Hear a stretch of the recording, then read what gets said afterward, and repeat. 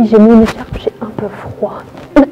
Donc, le sujet du jour, c'est l'impatience.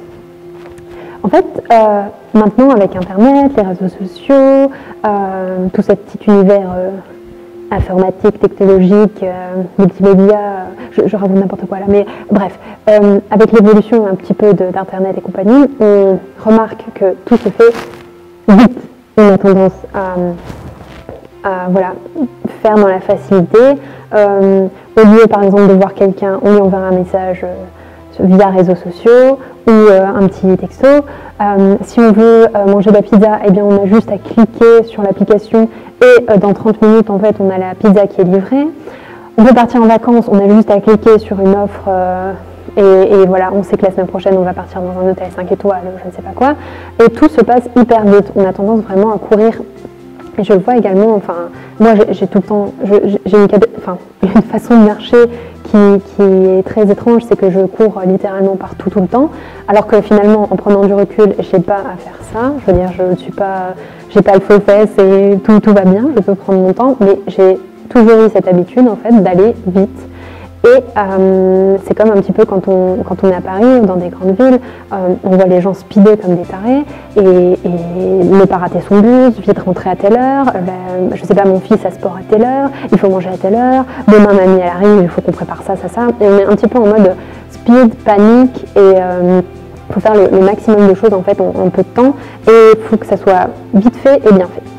Et ça, c'est intéressant parce que c'est vraiment une culture dans laquelle on est en train de baigner et les petits, donc la génération des petits maintenant, je ne sais pas un petit peu comment ça va se développer, mais ça me fait aussi un petit peu peur.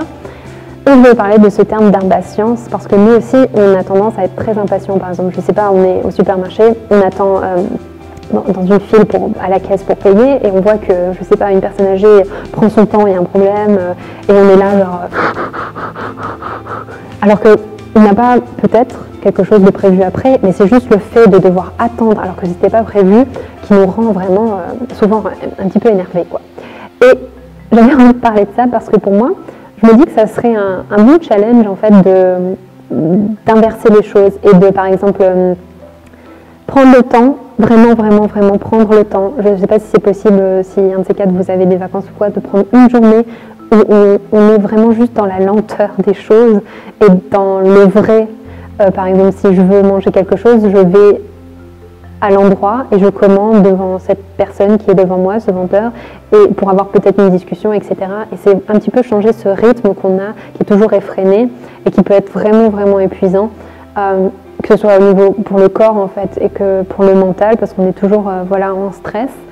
Et voilà, approcher un petit peu la vie différemment si possible et juste prendre son temps. Quand on se balade, on prend notre temps. Quand on voit quelqu'un, on prend le temps qu'il faut en fait pour être avec cette personne, etc. Donc je voulais savoir si c'est quelque chose que vous comptiez tenter et comment vous voyez les choses par rapport à cette idée d'impatience et de ralentissement.